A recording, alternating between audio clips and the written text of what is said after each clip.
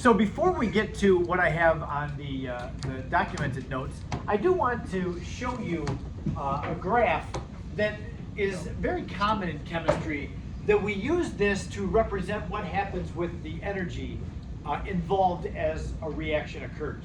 So without looking at the actual graph itself, let's just look at the x and y axis. On the y-axis, we have energy. That would be energy of the system, the reaction system.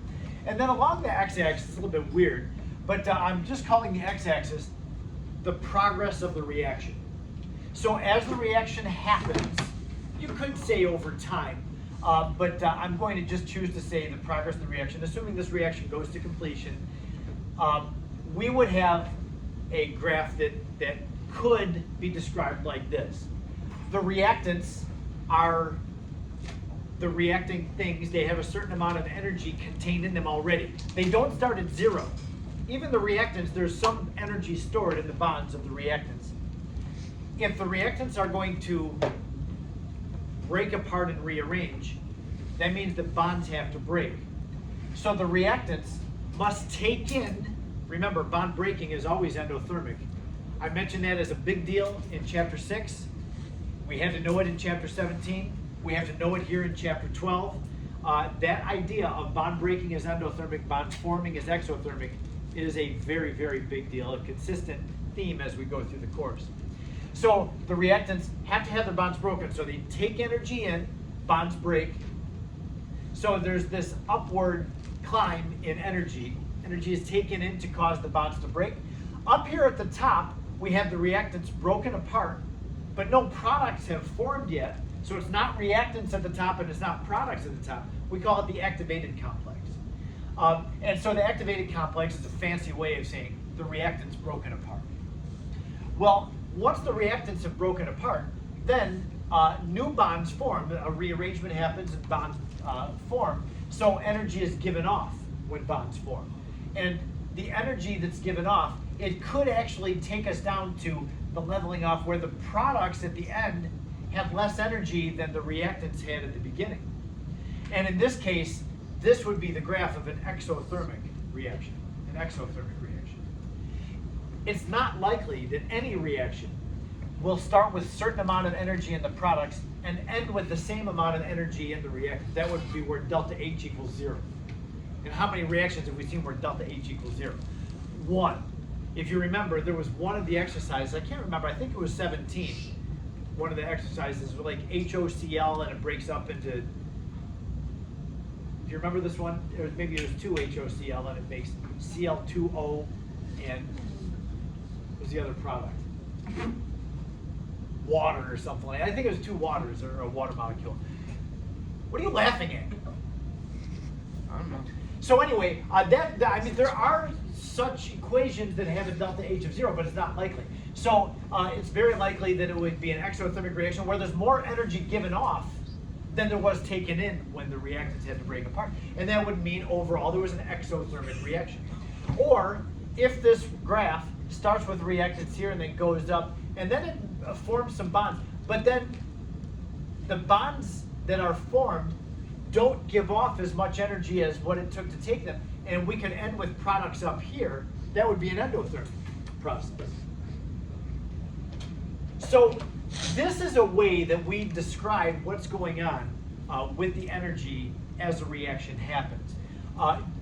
There can be variations in this thing. Now this is very much describing just a one-step reaction.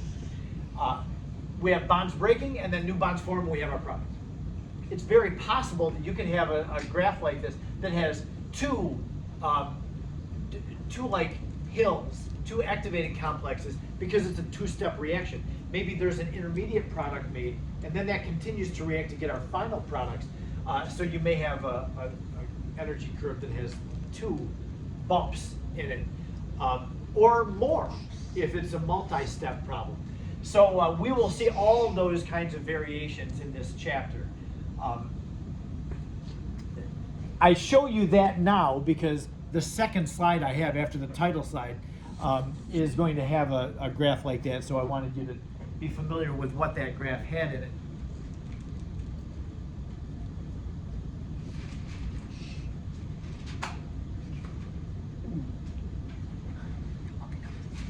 it is.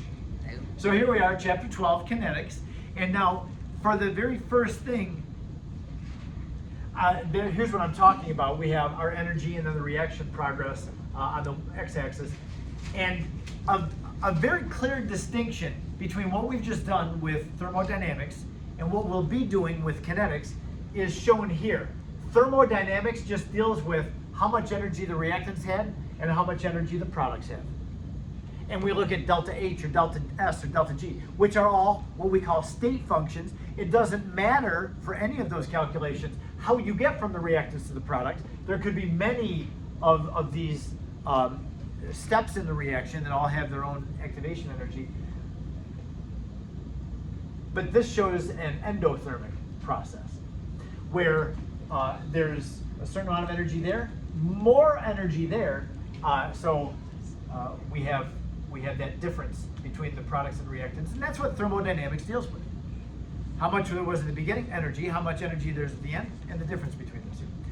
What happens in between the beginning and the end, that's what we'll be studying in this chapter. So as it says down here to describe it, thermodynamics is very simply, does the reaction give off energy or does it take in energy? But then kinetics deals with two things. How fast is the reaction going? That's very much dictated by how tall this hill is. If this is a real tall hill, that means the reactants need to gain a lot of energy in order to break apart. And if you just have reactants colliding with each other, you might have a lot of collisions that don't result in reaction. That would make for a slow reaction. So the size of that hill very much dictates how fast the reaction goes. Olivia? Would there ever be like a thing where it's like no help, they just like form instead of bond breaking, it's like just bond forming? That is possible if you have reactants that nothing has to break it. Yes, but that's pretty rare. It doesn't happen very much. Like zinc and sulfur. If I put zinc together with sulfur, and that is an exothermic spontaneous reaction. It does need a little bit of boost of energy just to get the particles to go into motion, but that would have virtually no hill or no hill at all, because zinc sulfide is produced. So the zinc and the sulfur, there's an exchange of electrons. Zinc becomes positive, sulfur becomes negative, and they attract one another. A bond is formed, but no bonds have to break to do that. Even though the zinc is losing electrons, it's not like breaking a bond. So yeah, I think that would be a no-hill kind of a thing. So I think that's possible. Most of the time, though, you're going to have reactants that have bonds that have to break. Okay? Then what steps are involved, we'll talk about that. That's our second reading quiz that will happen next week. It's called the mechanism of reaction is the steps that it goes through. Okay. So we're talking about how fast a reaction is. There's multiple ways to determine how fast a reaction is, and you can use any of these ways, whatever is the most convenient to measure. If we have a generic reaction, A is the reactants and B is the products. If it's easier to monitor what or how A is changing, then we would have a rate of a reaction defined like this. As A changes over time, how fast it's changing, how steep this line is indicating how fast the reaction is. So the rate of the reaction, if we're watching the change of A, because I'm going to back up just for a moment. We're going to assume that all of the reactions in this chapter start with no products and only reactants. So don't assume any reactions are going to go in reverse. I know that we talked about reversible reactions in chapter 17, but this is chapter 12, before chapter 17 in the book. So at this point, we're still just thinking the reaction goes to the right only.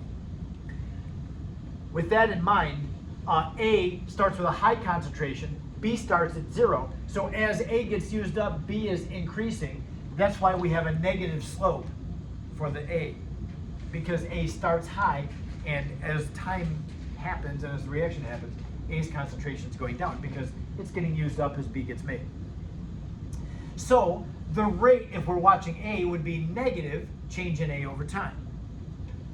And again, the reason I have a negative sign out in front of there because there's already a negative slope.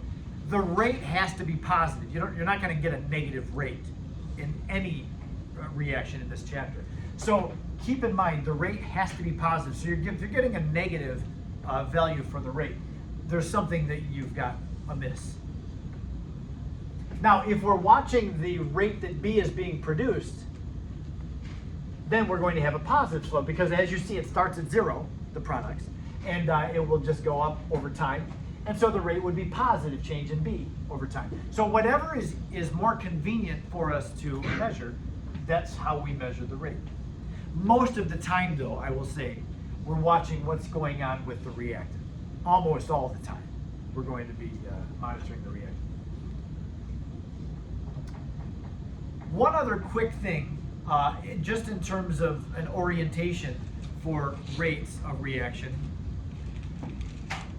If you don't have a 1-to-1 ratio of your reactants and products, like if you take a look at this one, another generic one, 1A yields, so we have a decomposition reaction, it's going to make 1B, but then 2 C's.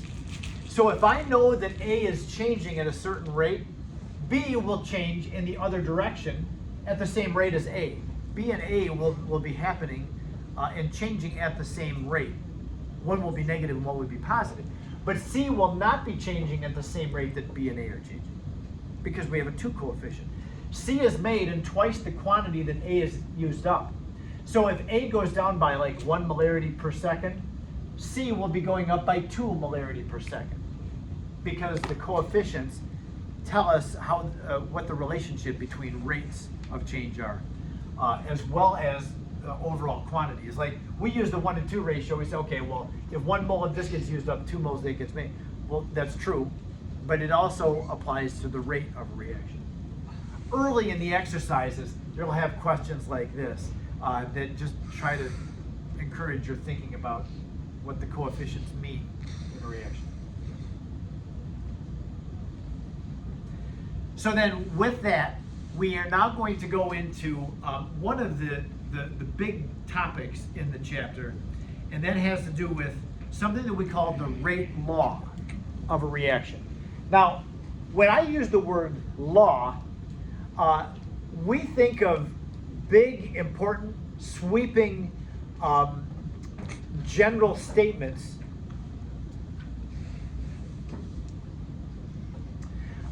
like the ideal gas law. The ideal gas law has a lot of applications, like any set of pressure, volume, temperature, and moles, you can use the ideal gas law for. It applies to a lot of situations. As long as the gas is behaving as an ideal gas, you can use the ideal gas law, and that's a lot of situations. Newton's laws, they apply to a variety of things. We actually we used Newton's laws to derive the ideal gas law. So Newton's laws are very big, general expressions in science. So when I say we're going to calculate a rate law, this is going to be strange because a rate law is specific to the reaction that we're studying. Every reaction has its own rate law. Rate laws are not something that just apply to everything. Every reaction, we're going to have to figure out what the rate law is for that one specific reaction. Now, in science, a law is just an observation. It's an observation of a phenomenon. So when we write a rate law, we're running an experiment. You have to run an experiment to determine a rate law. We'll always use experimental data, either data that's given to us, or that's why we have 2 labs in this chapter, because we have to generate some data in order to figure out rate laws. So there's 2 different ways that we can find rate laws. These 2 ways, they look different from each other, very different from each other, but they essentially give us the same 2 things. The 2 rate laws are the differential rate law and the integrated rate law. Now, when you see the words, this is not for everybody, if you see the words differential and integrated, what does that make you think of? Calculus. Differential, calculus. Integrated, calculus, right. So yeah, we do use calculus to find these. Now, if you're not in calculus yet, I'm going to derive these using, well, we're going to be focusing on the integrated rate law today.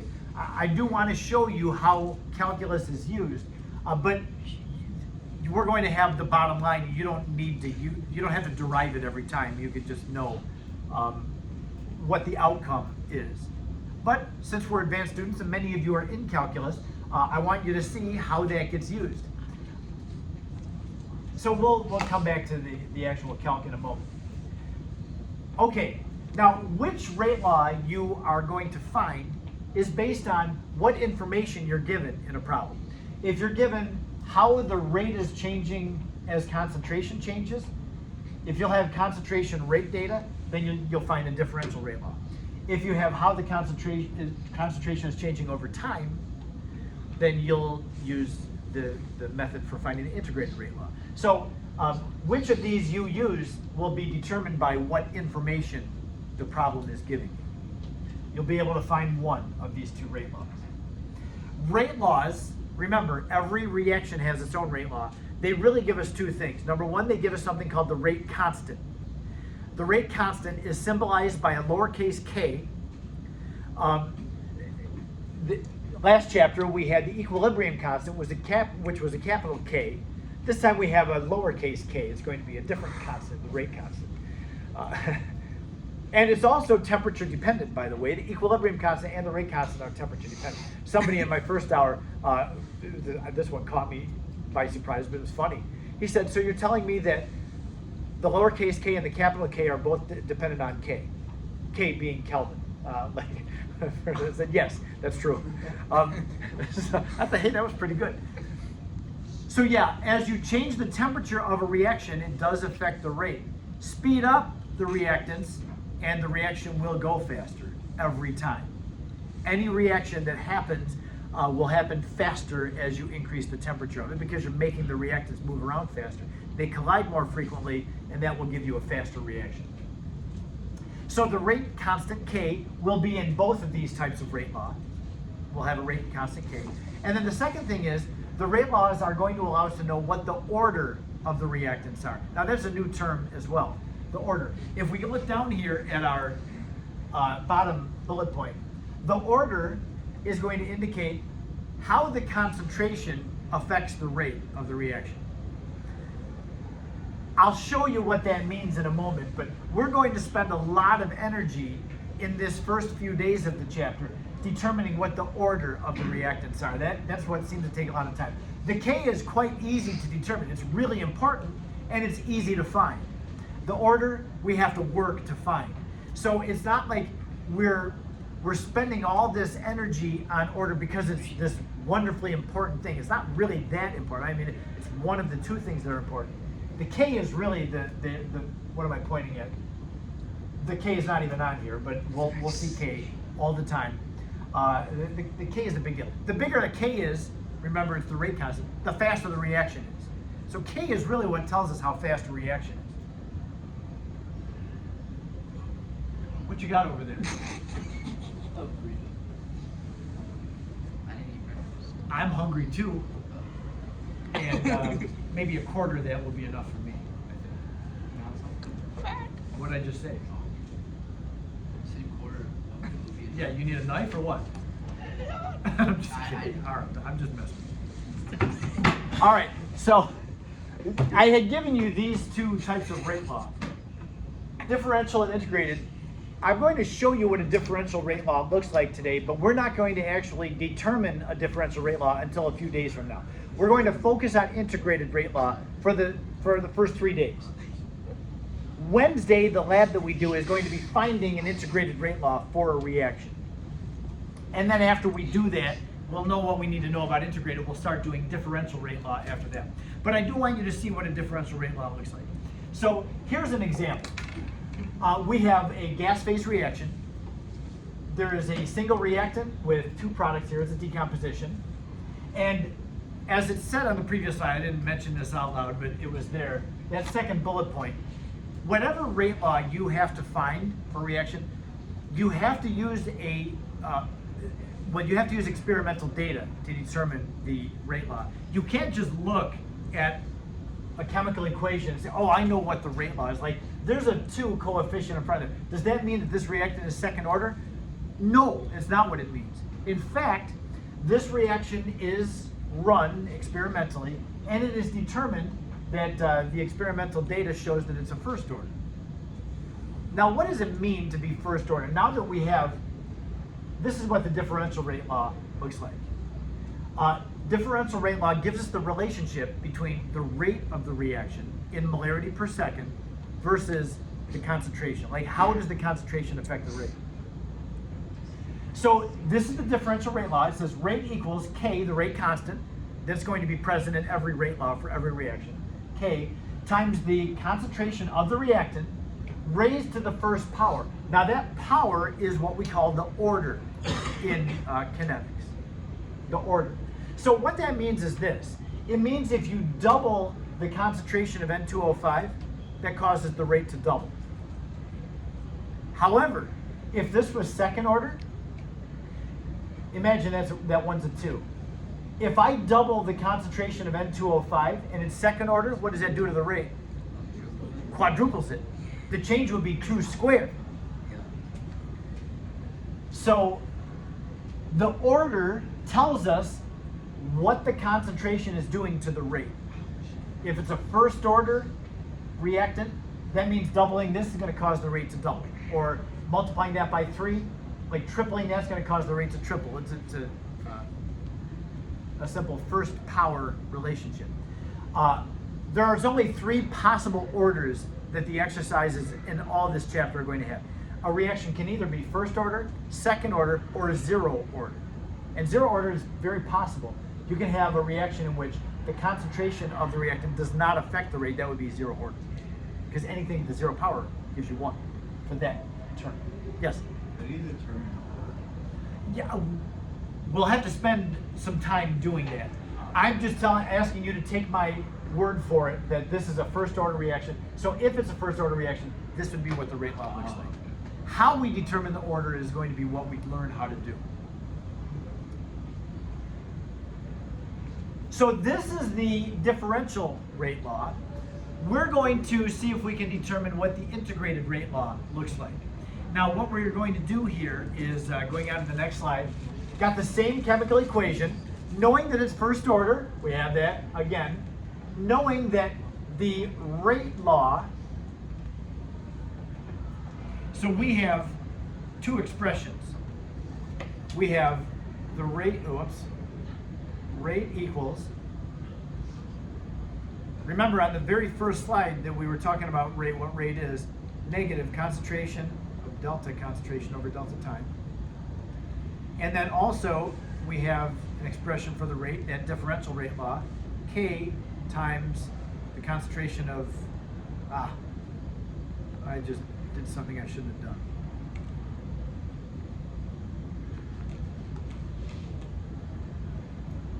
Okay, this is our reactant.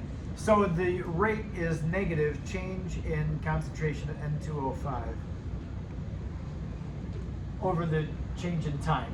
I've got that expression down there. And the rate also equals, from the differential rate law, N2O5 to the first power times K. So since the rate is both these, this is the definition of what rate means, how the concentration is changing over time. And then this is the differential rate law. Both of them are equal to the rate of the reaction. Therefore, both of them are equal to one another.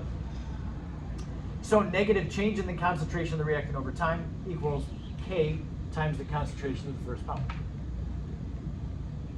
Okay, this is where calculus is going to come in. If you are not yet to calculus, all you have to do is smile and shake your head like you understand, and I won't know any different because I don't know what math class you have. You won't have to repeat this yourself. I promise. You're not going to do any integrating of anything when you start doing the exercises. Or when we do example problems, we're not going to be integrating anything. But I want you to see where the integrated rate law comes from. So here's what we're going to do. This slide has set this term, change in the reactant concentration over time, equal to this term, which is the differential rate law, K times N2O5 first. Now, we're going to assume that this is true no matter how big or small the time interval is. So I've changed the delta to a D, and you do that in calc. D is any big or even possibly very small change in time and what happens to the concentration. So I'm going to take this expression and just rearrange it some, getting the N2O5 terms together on one side of the equation and everything else on the other side of the equation. So since I have my dN2O5 over here on the left, I'm going to take this concentration of N2O5 and divide it out and move it over to the left. It's going to look kind of weird the way I do it, but it's going to look like this. 1 over concentration of N2O5. I've just divided it out of the right side, so it's here over on the left side, times d N2O5. Then the dt term and the negative sign I'm going to move over to the other side. So it's going to look like this, negative k. The k is still there, didn't move, times dt. Now I purposely did not put dN2O5 over concentration of N2O5. I wrote it like this because the next thing that we're going to do is consider an entire time interval. So we're going to let this reaction run for a time interval, and then we are going, since this is a differential equation, integrate both sides from time 0 to time t. We have to do that on both sides. Okay, calculus students, here's where you shine. What is the integral of 1 over x? ln of x. ln of x, yes. Now, there is a time interval here. So we're going to take ln of the concentration of N2O5 at time t, so it's going to look like this. ln of N2O5's concentration at time t minus ln of N2O5's concentration at time 0, because we went from time 0 to time t. So the integral covers both of those. That takes care of the left side. On the right side, we're integrating a constant. Negative k is a constant that can come at the outside of the integral. And then we're just integrating dt, which is going to give you t. T at time t, which is just going to be called t, minus t at time 0, which time at time 0 would be 0. So on the right side of this equation is just negative kt minus kt0, which is 0. I'm just going to leave it like that. Now, that was the painful integration part. We're going to get to something at the end that you don't need to go through this step. I'm just deriving how we get to the integrated rate law. Just one more quick little cleanup thing. I'm going to take this term and move it over to the other side, and then we're going to talk about it. ln of N2O5. Now I'm going to leave off the time t, just because it's not going to be needed, equals negative kt plus the ln of N2O5 at time 0. This thing right here is what we call the integrated rate law. We've just done an integral, and we've gotten this. That's why it has that name. It's the integrated rate law. What this does is it gives us a relationship between the starting concentration and the time and what the concentration is at some point in the reaction at that time. At whatever time we allow the reaction to go, we'll know what the concentration of the reactant is. All right, now if I just scroll down, we're going, if I can have both these on the slide at the same time, one's at the very top, one's at the very bottom. That which has been derived is the same as this. I just copied that down, it's the same thing, okay? This thing is the integrated rate law, as long as it's a first order. Remember, we assumed that it was first order because it said so up here. It's a first order reaction, therefore the rate law, the differential rate law, had that one exponent. That's why we came up with this for the integrated rate law. This only applies to first order. Now here's a couple of things. In this reaction, the K term is a constant. It's the rate constant. The natural log of the concentration at the beginning, that little subscript 0 means at the beginning of the reaction, at time 0, which means the reaction hasn't started yet. So what was the initial concentration?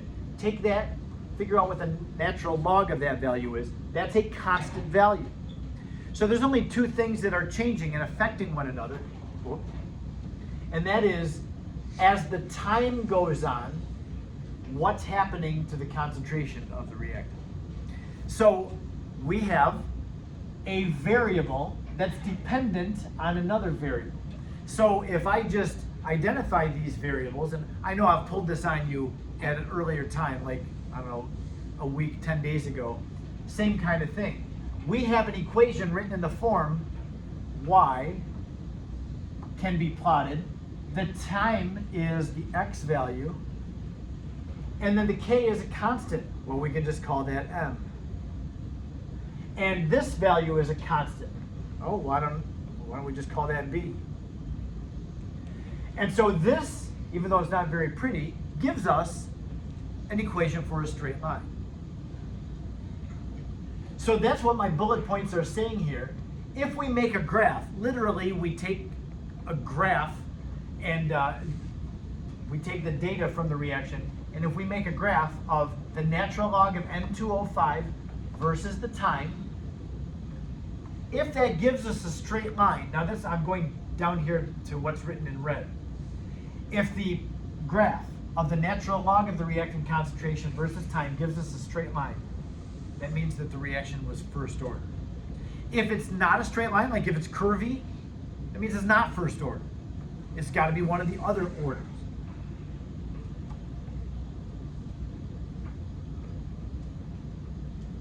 So in order to determine what order the reaction is, the reactant is, we have to literally make a graph of the data. It's not just a graph of the data, you have to take the ln of the concentration values and plot them versus time. All right, now what if it's not first order? What if we do this work and it's not a straight line? Well, that means it's not first order, but that just gets us a step closer to knowing what it is. It does not give us the answer. It could still either be zero order or a second order. So that means this, that we need to look at the next one. The next slide gives us, okay, what if we have a reaction that's second order in the reactant? That means this, that the differential rate law would look like this, rate equals K. Now this time our reactant is just A yields B. So we're just looking at how the reactant is changing. The rate law would be rate equals K times A to the second power, or second order. Now also remember that rate was defined by how A is changing over time. So if we set those two things equal to each other, we can do the same thing. Would you like to go through the derivation using integral again? You do, Adi? Sure. Aditya? That's what I thought. Okay, so let's do this one more time for Aditya.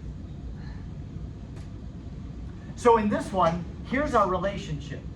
So we're going to make this dA over dt. So I'm going to rewrite this thing like this. K times A squared, that's equal to rate equals negative dA over dt. Rather than delta A over delta t, I'm going to make it so that it's a possibly very small time interval. And if we rearrange this thing to get the A terms together, they're not together right now. I got an A on the left and an A on the right. So put those together. So I'm going to move the dt term over to the left and the A term over to the right. And I'm going to make it look like this. Negative K dt on the left equals 1 over A squared dA. Now integrate both sides over some time interval. On the left side, we're going to get the same thing, negative KT.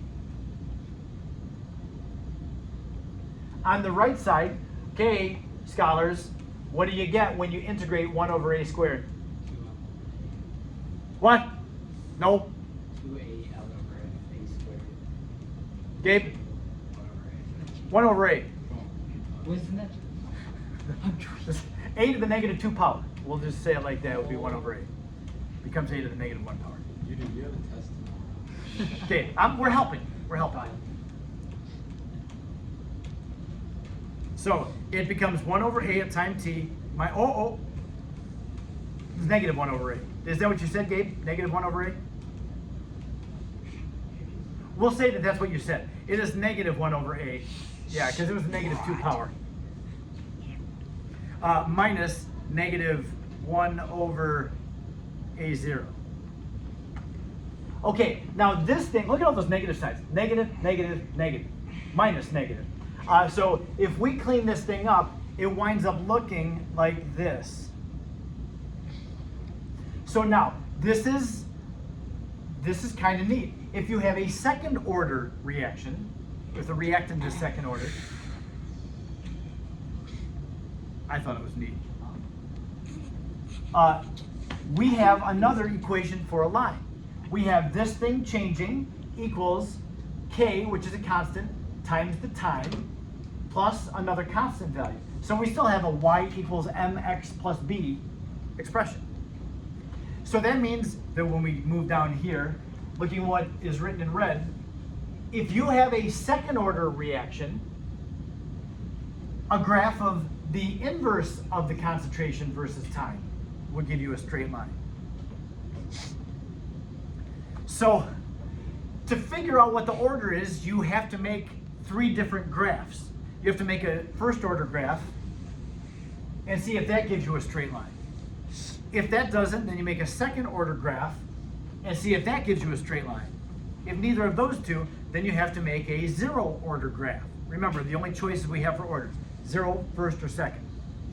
Now, I'm not going to go through the integration. I'll just say that this is the integrated rate law when the reaction is a 0 order reactant.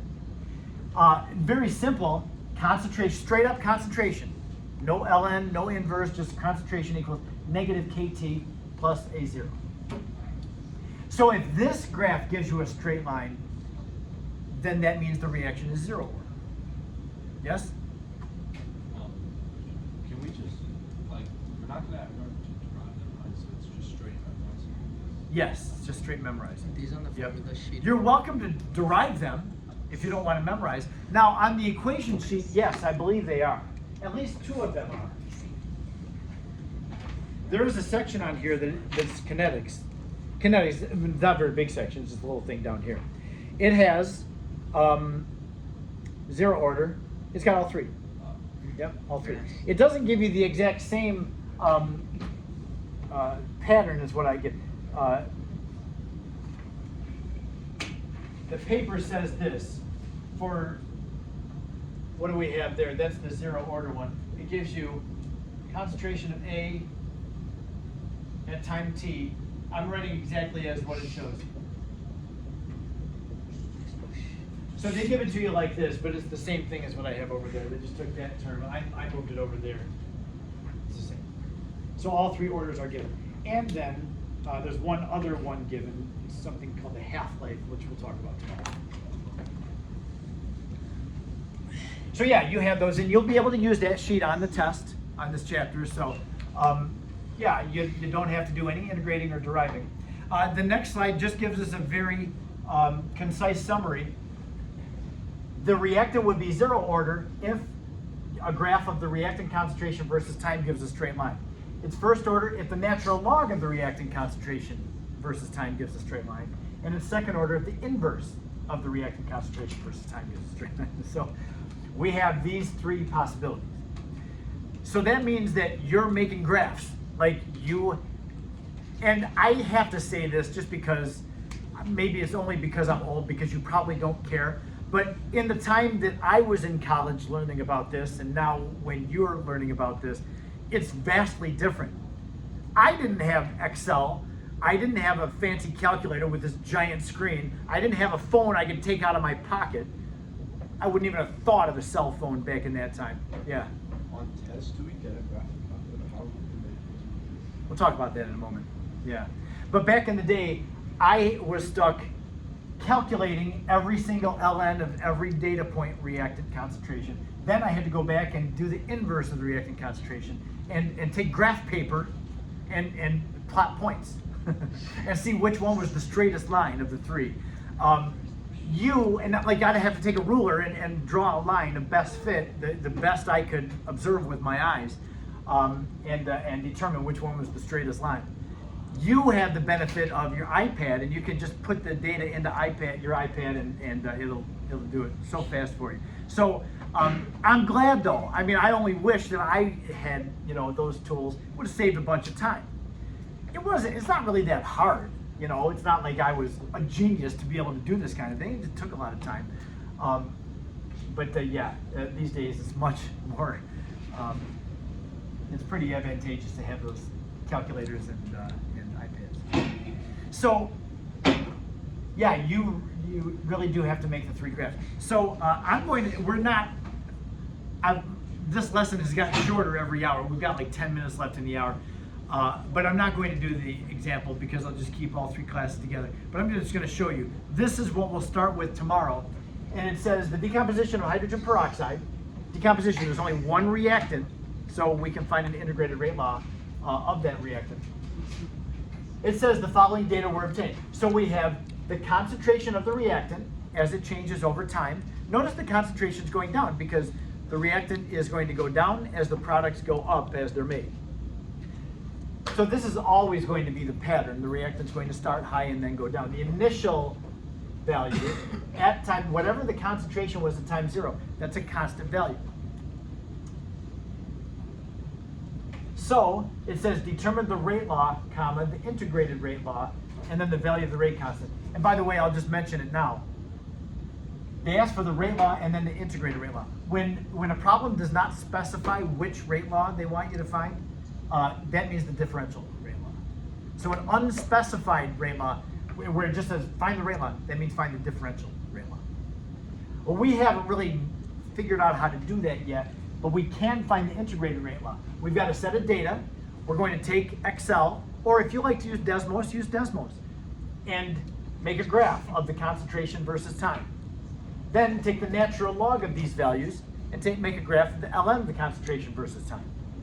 Then find the inverse of these values and make a graph of the inverse of the values versus time. One of those is going to be a straight line, or very close to a straight line, and you'll be able to determine what the integrated rate law is from there. Is the K value different for each reaction? Yes, every reaction has its own K value. Yep. So the rate law, remember every reaction has its own rate law, and there's 2 important things in there. The order is important, and then the K value is important. K is really easy to find, especially if you're having the computer graph it for you, because it will give you the K value. And if you look at this, if we go back to, K is just the slope of the line. Whichever one is the straight line, the K is the slope. You may have negative K. 2 of them have a negative K there. The 0 order and the first order are negative K, but the second order is positive K. So you do have to remember that. It's not going to be that hard to remember though. You're always going to make 3 graphs, and 2 of them are going to have a negative slope, one's going to have a positive slope. You know the positive one's going to be the second order. Okay, that's it for today. Now, if you're trying to process this and it's fuzzy, hang in there. Tomorrow is when you see a couple of examples, probably just one example is going to bring it all together. It's going to be very easy. But we'll do a couple of examples, and you'll feel very good about doing this. And then we'll take us into a lab. Just don't forget, we have a reading quiz tomorrow. Study for that. Be ready for that.